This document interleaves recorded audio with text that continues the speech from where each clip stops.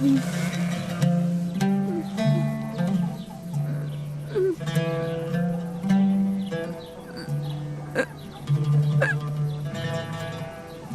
যে আমার ইউসুফকে ছাড়া একদমই বাঁচতে পারবো না। লিয়া, আমাকে এত কষ্ট দিও না। আমার ভুল হয়ে গেছে, বয়স হয়েছে। প্রতিজ্ঞা করছি আর এরকম ভুল হবে না। না, আমি তো বলেছি।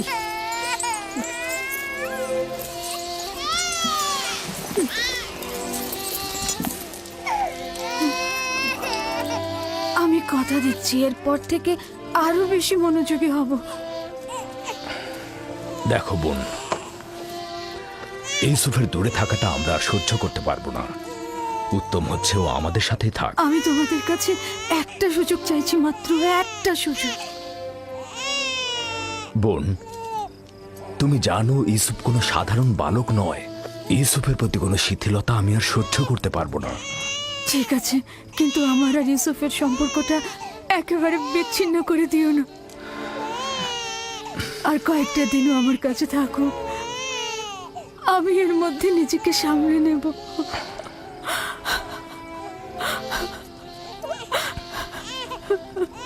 আমি তো যা বলার বলেই দিয়েছি। লিয়া,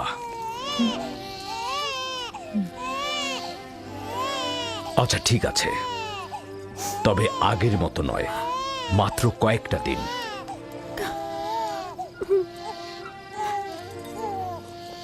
শুক্রিয়া ভাই আমার।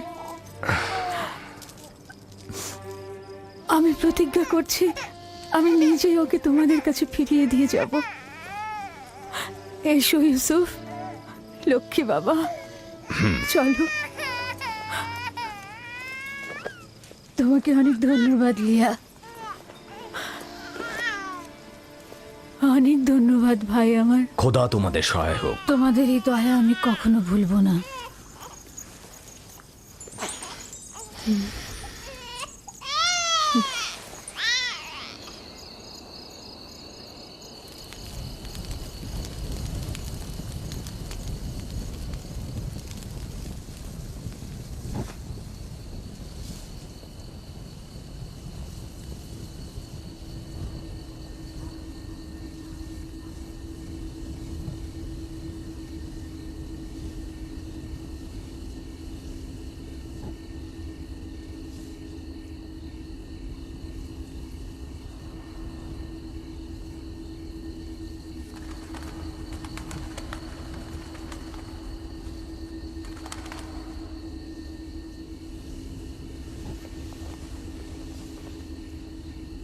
আপনি এখনো ঘুমাননি ফুপুজান?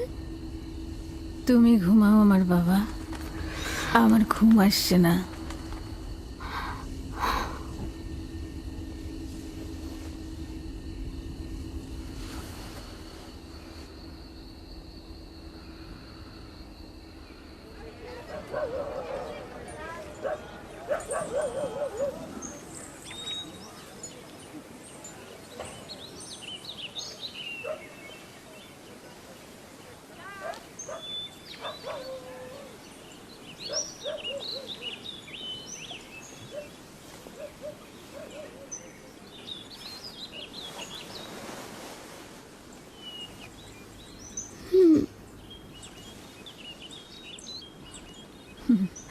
লক্ষ্মী সোনা, ঘুম হয়েছে? আপনি এখনো ঘুমাননি ফুপুজান?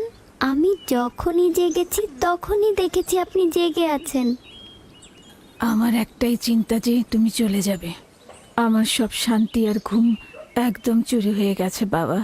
আমি এখান থেকে যেতে চাই না ফুপুজান, আপনার সাথেই থাকতে চাই। আমি আপনাকে অনেক ভালোবাসি, আমি আর বাড়িতে যেতে চাই না। সত্যি বলছো সোনা, তুমি এখানেই থাকবে? আপনাকে আমার মায়ের মতো লাগে ফুপুজান। আমি লিয়া খালামণিকেও ভালোবাসি, কিন্তু তিনি আমাকে বেশি আদর করার কারণে আমার ভাইয়েরা অসন্তুষ্ট হয়। আমার বাচ্চা,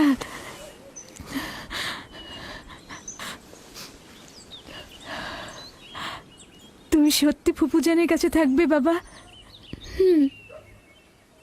তোমাকে আমার কাছে রাখার জন্য একটা কৌশল করেছি, তুমি আমাকে সাহায্য করবে না? ওঠো ওঠো, চলো তোমার আব্বাজানের কাছে যাই।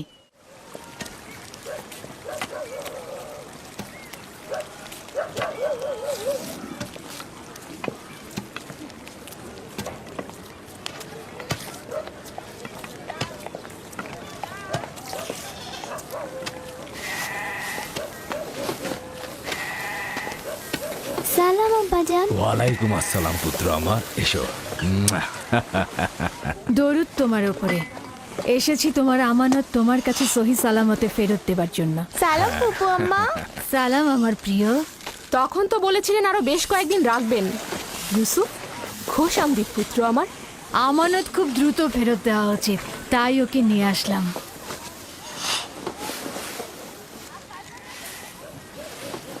মনে হচ্ছে খুশি হওনি, তাহলে ওকে আবার নিয়ে যাই। আরে কি বলছো? তাকে ফেরত দেওয়ার জন্য কৃতজ্ঞতা জ্ঞাপন করছি। বেশ কিছুদিন তার অভিভাবকত্ব করার অঙ্গীকারবদ্ধ থাকায় তোমার বদন্যতাকে সম্মান করছি। ইউসুফ, চলো আমরা খেলতে চাই। যাও। চলো। যাও।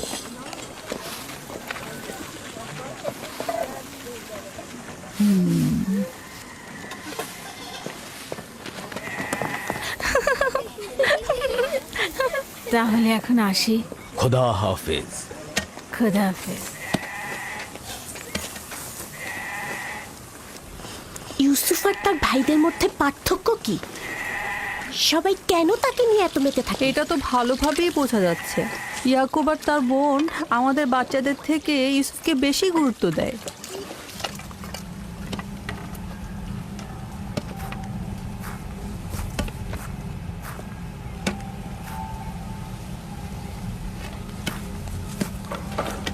बस में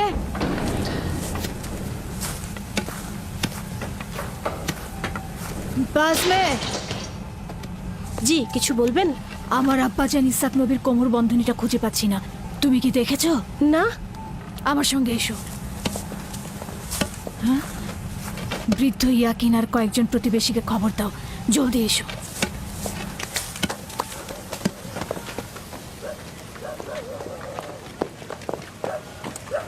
দিন হে, জি? এদিকে এসো।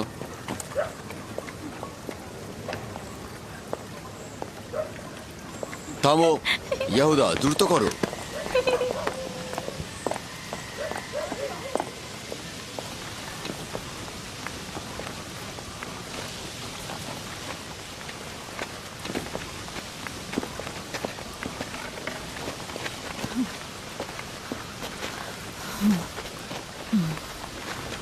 কি হয়েছে বোন? বাসমে, কি হয়েছে?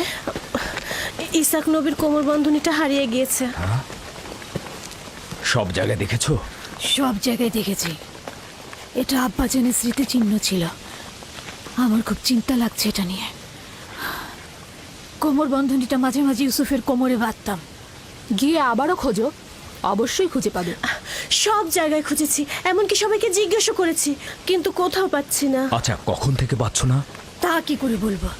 ইউসুফকে যখন আমি এখানে নিয়ে এলাম তারপর থেকে কোমর বন্ধনীটা পাচ্ছি না।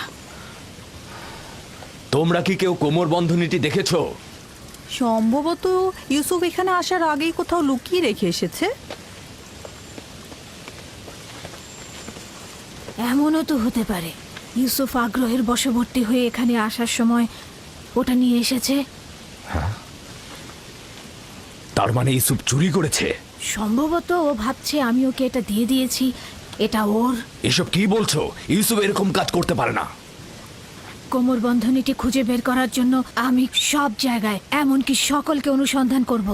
যতক্ষণ পর্যন্ত না পাবো শান্ত হব না। আপনার ওই জিনিসটা তো শুধু ইউসুফের কোমরেই থাকতো, আমরা এটার ব্যাপারে কিছুই জানি না। খুব ভালো কথা। আমি প্রথমে ইউসুফ থেকে শুরু করব, যাতে কেউ বাহানা করতে না পারে।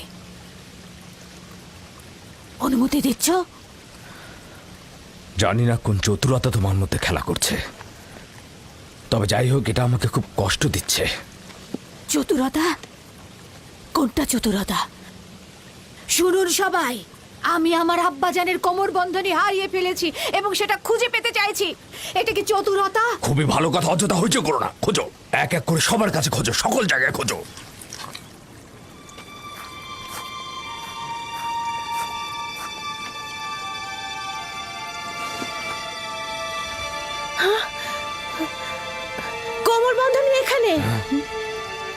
দেখলে আমি মিথ্যে বলিনি, কোমর বন্ধনী পাওয়া গেছে।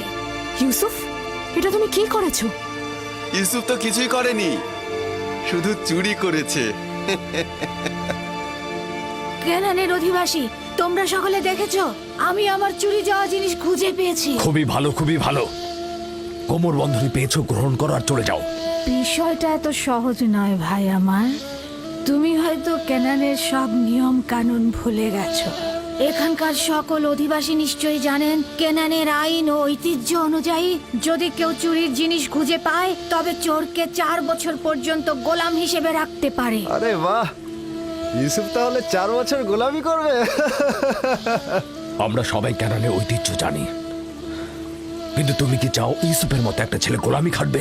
আমি এরকম কাজ এক মুহূর্তের জন্য করতে চাই না, কিন্তু তুমি কি এটাই চাও যে কেনানের অধিবাসী তার আইন ও ঐতিহ্য অমান্য করুক? থামো ফায়েকে, আমি এমন হাস্যকর ঐতিহ্য বিশ্বাস করি না। ইউসুফকে আমি তোমার গোলামি খাটতে পাঠাবো না। তোমাদের মতো পরিবার যদি ক্যানানের আইন ও ঐতিহ্যকে ভুল লুণ্ঠিত করে, তাহলে অন্যদের দ্বারা কি আশা করতে পারি? কিন্তু ইউসুফ তো একটা বাচ্চা ছেলে, ও কি করে গোলামি খাটতে পারে? বড় আর ছোটর মধ্যে কোনো পার্থক্য নেই। এই আইন সবার জন্য প্রযোজ্য। আমরাও এটার প্রতি সম্মান জানাবো। আমি জানি এটার মধ্যে চতুরতা লুকিয়ে আছে, কিন্তু প্রমাণ করতে পারছি না। যেহেতু তুমি ইউসুফকে ছাড়বেই না, সেহেতু বাধ্য হচ্ছি তোমার সিদ্ধান্ত মেনে নিতে। আমি চোরের কাছে চুরির মাল খুঁজে পেয়েছি এবং তাকে ছাড়বো না। খোদার বান্দা ও রসুল আমাকে ক্ষমা করবেন, আমার উপর মনক্ষুণ্ণ হবেন না।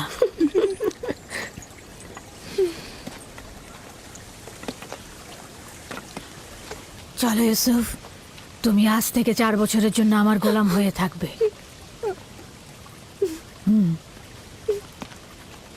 ইউসুফের এত তারিফ আর প্রশংসার ফলাফল এই আদর দিয়ে মাথায় উঠিয়েছে। ফলাফল হাতে নাতে পাওয়া গেল।